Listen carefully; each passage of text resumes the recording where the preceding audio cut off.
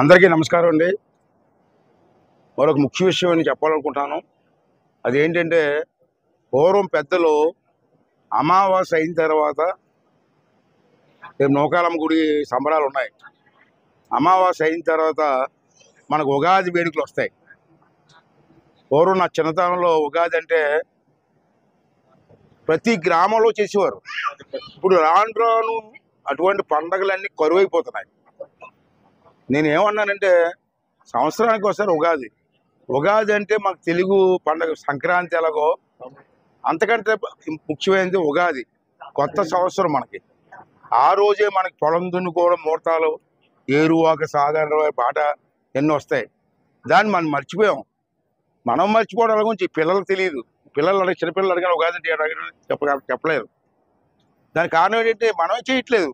పెద్దలు చేస్తే పిల్లలకి అలవాటు అవుతుంది. అంచేత రేపు ఉగాది వస్తుంది. అమావాస్య తర్వాత ఉగాది వస్తుంది.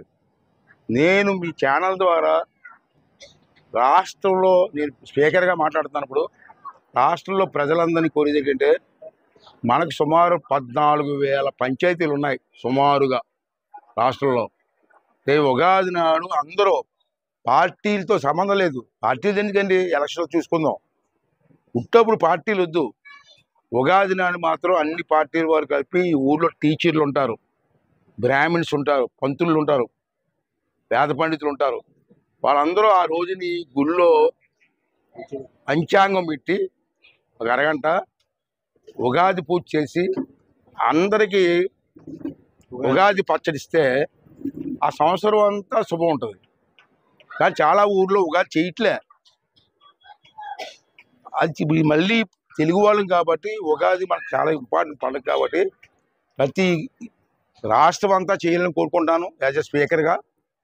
అలాగే నర్సీపట్నం నియోజకవర్గంలో మనకు ఉన్నటువంటి అన్ని గ్రామాల్లో 101 పంచాయతీల్లో కూడా ఉగాది నాడు రామ్ కోవిల్లో చేస్తారో ఎక్కడ చేస్తారో తెలియదు. మీ ఊర్లో ఉగాది సంబరాలు జరగాల, ఉగాది పూజ జరగాల, మీ గ్రామానికి శుభం కలగాలని చెప్పి నా కోరిక.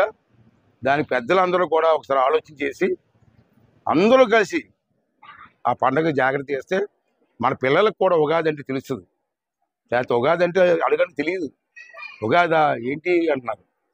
అంచేత ఆ కార్యక్రమం కూడా చెయ్యాలని చెప్పి మీ ఛానల్ ద్వారా లోకల్ టీవీలు ఉన్నాయి, అన్ని టీవీల్లో చెప్పి తప్పనిసరిగా పెద్దలందరూ కూడుకొని ఉగాది కార్యక్రమం చెయ్యాలని చెప్పి ఇప్పుడేది ఉగాది జరుగుతుందో సంవత్సరం స్టార్ట్ అవుతుంది. కొత్త సంవత్సరం మనకు స్టార్ట్ అవుతుంది. ఆ రోజు నుంచి మనకు మంచి జరగాలి. అది నా కోరిక. దాన్ని అందరూ కూడా పెద్ద మనసు ఆలోచించి సహకరిస్తారని చెప్పి కోరుకుంటున్నాను.